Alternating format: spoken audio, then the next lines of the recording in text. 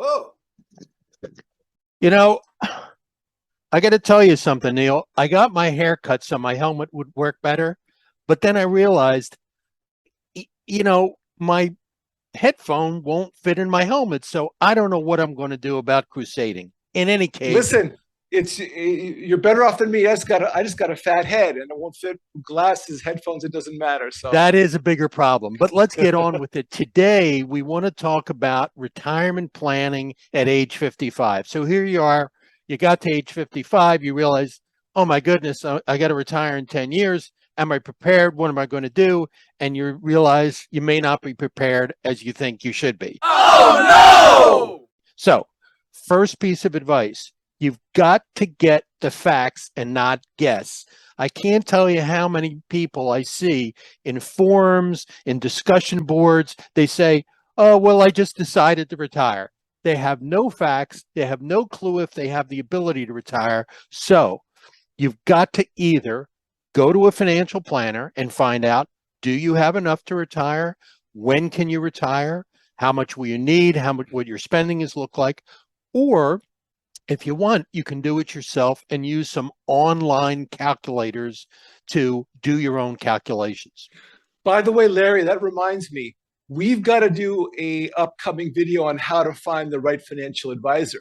That might be a big question that our audience is asking. Good point. We will definitely go through that. So, and by the way, in the comments, if there's a topic you'd like us to cover in a future video, please make sure you leave that in the comments. And let me make a quick comment. If we mention any products or services on these videos, we may get a small commission from some supplier or vendor. So just want you to know, if we have any links below in the description, that might be the case. Now, let's talk about finding a retirement calculator. So there's really 3 levels of retirement calculators online that you can find. The first level is very simple, and not very accurate. I'll show you a quick example. The second one is a little more, gives you a little more latitude. And here's what I mean by latitude. So let me see if I can show you this most simple calculator. Give me a second here. Okay, here's the most simple calculator. You put in what your age is today. Well, let's say you're 55, you want to retire at 65, you estimate your life expectancy to age 85. You see how simple these are, your Social Security, really simple average investment return. So these are simple and not very accurate because they assume things that are static, meaning, of course, your Social Security is going to go up a little bit each year. Your other income retirement, maybe it's so much this year and it's going to be something different next year. Your average investment return, 6%, but that's going to vary a lot. Maybe some years it's -5 when the market's down. Other years it's +20. So you see how simplistic this calculator is, okay? So that's why we are very worried about these types of calculators. And this is probably 90% of what most people find on the internet, is to use these simple calculators.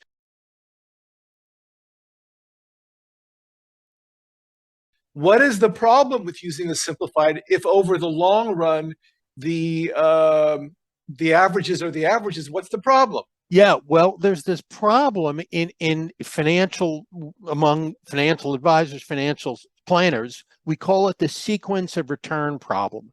And I don't want to show the more complicated mathematics of that right now, but here's the scenario. It's a big difference. Say you retire, it's a big difference if in the first 3 years the stock market goes down 10% a year for 3 years, as opposed to you retire and the stock market goes up for 7 years and then down by 10% for 3 years.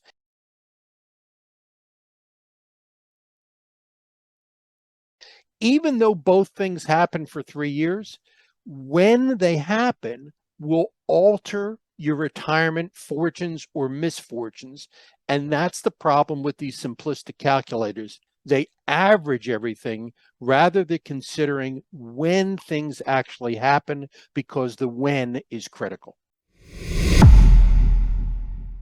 Okay. So what you're saying, Larry, is if I retire and then for the first 3 years the market goes down and I'm taking money out of the account, it could reach a critical level and it'll never retire no matter what the returns are at that point. And I can Correct. exhaust my money. Correct. Unless you're using something like the bucket strategy, which we talk about in another video, where you don't have to harvest money out of your equities. But yes, if you have bad years in the first few years of retirement and you're taking withdrawals out of that cash, can be a big problem. The next level of calculator allows you, so here's an example of the next level. What this one does is, you see they have this section they call advanced retirement planning, and they allow you to say, because you may have a situation, one-time lump sum. Maybe, in year 5, you have something that pays off and you get a check, or that you'll get you're going to work for the next 5 years, so you're able to put that in. See start and stop ages. You can say, okay, for the next 5 years I'm going to have X amount of income. In fact, then maybe in years 5 through 10 you could even put in, in years 5 through 10 of retirement, you may know that you're going to have a different level of income. So this calculator is better because it lets you put in things that actually happen when they happen. So that's really much, much better.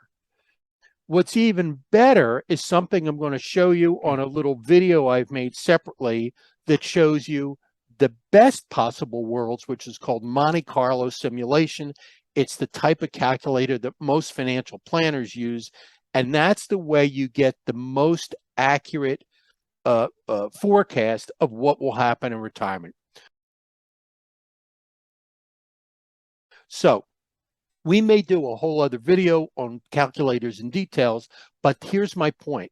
You have got to know the facts of how much do you need to retire, what your expenses are, how much you'll be spending in retirement.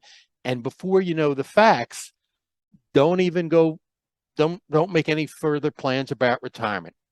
Now, so no retirement party at 65 until we get the numbers. No retirement party. Don't buy the champagne just yet. Just save your budget. You'll go to Bevmo later. Now, let's assume you do your calculations and you find, I don't have enough to retire given the income I want to make in retirement. So what are your fixes? Basically, you've gotten to age 55, you realize you're behind the curve. All right. First thing is, you can fix the allocation in your investments. So you have money in, say, your IRA, your 401k, other monies. You may notice when you look at the allocation, meaning how much you have in stocks, how much you have in bonds or fixed income, and how much you have in cash, that it is skewed. In fact, the general finding when accounts have been analyzed is that people tend to not have enough in equities. So you should be biased heavily toward equities. When I say heavily, say 70, 80% of money in equities at age 55 in order to get the returns necessary to retire, say, at age 65. So that is the Larry, number one thing. Yeah. Well, while I agree with that, obviously everyone listening here should go talk to their own financial advisor before they actually make an investment decision. This is general information that's important, and it's going to hopefully arm our audience with things that they can talk about with their advisor. But before they pull the trigger, they should talk to their own person. Absolutely. Right? If you have an advisor, great. If not, you might want to consider getting one. Second thing is, and this is probably the most powerful thing somebody could do, say at age 55, is to keep working past age 65. In other words, 65 is no magic number like you've got to retire or you should retire. It's more and more common. People just continue to work. It's so powerful to continue working past 65 for a number of reasons. Number one, you're going to not have to touch your nest egg. So it means that each year you don't retire, say from 65 to 66, your nest egg just grew another 8, 10, 12, 15%, whatever the markets happen to do that year. That's number one. Second, it's one less year that you're withdrawing from that nest egg. So that obviously helps the nest egg continue to grow. And third, you're generating more income. You don't need to touch the nest egg. You're generating more income. You may even be able to add to the nest egg. And then fourth, if you can put off taking Social Security another year, you're going to bump that up by 8%.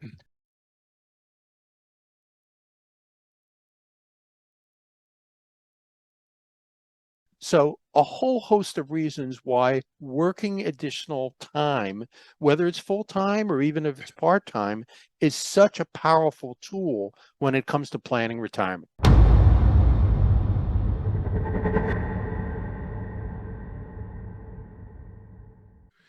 You know what occurs to me here? It's super important that even if it's part-time and even if it's in a career that it's brand new to you, and even if you're going to make a lot less money, let's say you're used to making $80,000 a year. Well, if you can even make 20,000 a year or 15,000 a year, whatever you can do, assuming that you've run the calculations and there's a problem, that extra income is going to help significantly. It doesn't have to be all, you have to replace it completely. There's no doubt about it. Maybe you're just a charming personality. You like to meet people, go drive Uber for 4 hours a day, meet some folks in town. By the way, let me just take a sip to wet my whistle here. Okay. Yeah. Even Crusaders drink coffee. Next thing, harvest equity in your home. Now, this is kind of a crazy thing. Most people think, oh, lots of equity in my home is a good thing. Crusaders say no. Equity in your home earns 0% interest, meaning, say your home is worth $1 million, you have a $400,000 mortgage, you're thinking, ooh, good, I have $600,000.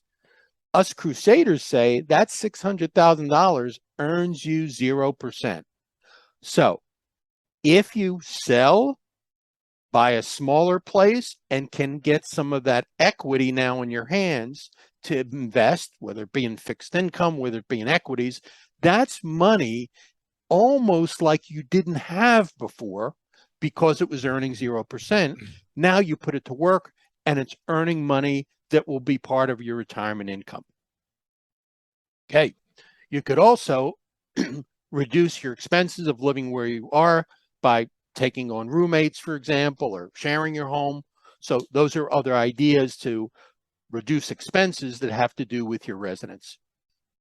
Now, obviously, there's another thing that's useful to look at, which is to reduce your expenses. Now, if you've been paying some $50,000 a year membership at the golf club, now's time to think about giving that up. So look at your expenses. Are there things that you make payments for that you really don't need? They're just not essential. For example, you say you don't have enough saved for retirement, but I look in your driveway and what's that new BMW doing there? Okay. So what if instead of paying that $500 a month, or probably nowadays with inflation, it's $800 a month, but let's use five. What if instead of paying that $500 a month for that BMW, that money went into your retirement savings? I think we have a little chart. Yeah. So here's the difference.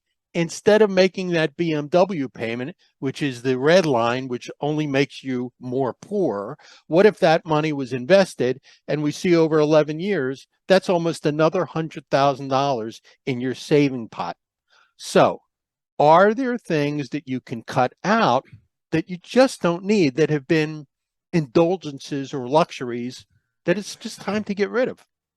I want to jump in here. It reminds me of a couple that I talked to when the gentleman had just retired. They both had two brand new Jaguars in the garage, and they both had very expensive memberships to the country club in Los Angeles. And we did these calculations, and we saw that they really couldn't afford it. And they were very hesitant because they thought that they needed those things. And 7 years later, because of their unwillingness to cut, they had to not only cut those things, but a lot more. So when you do the math, and like Larry said in the beginning of the video, you do the math, you do the numbers, you see what it is. It's not your emotions, it's black and white, it's numbers. You can either make some choices now that might be a little bit painful, or delay it and potentially have to make a lot more, much more painful choices down the road. Listen, Neil's making such a good point here, which is the worst thing in retirement is to realize 10 years down the road you have to unretire. It's much less painful to make the adjustments now than at age 75, after you've been retired for 10 years, realize I've got to go back to work full time. So little pain now, big gain in the future. Now, one other thing we'll mention, you probably looked at this yourself, but we'll mention it just in case. If in fact you can add to your savings and save more now, that's a great thing. IRS helps you with that because for people over age 50, they're allowed to contribute more to their IRA, more to their 401ks, take larger deductions if that's the kind of account you're using rather than a Roth. So those catch-up provisions obviously can help give you a little boost. And here's a little chart. We'll show you how that catch-up provision works.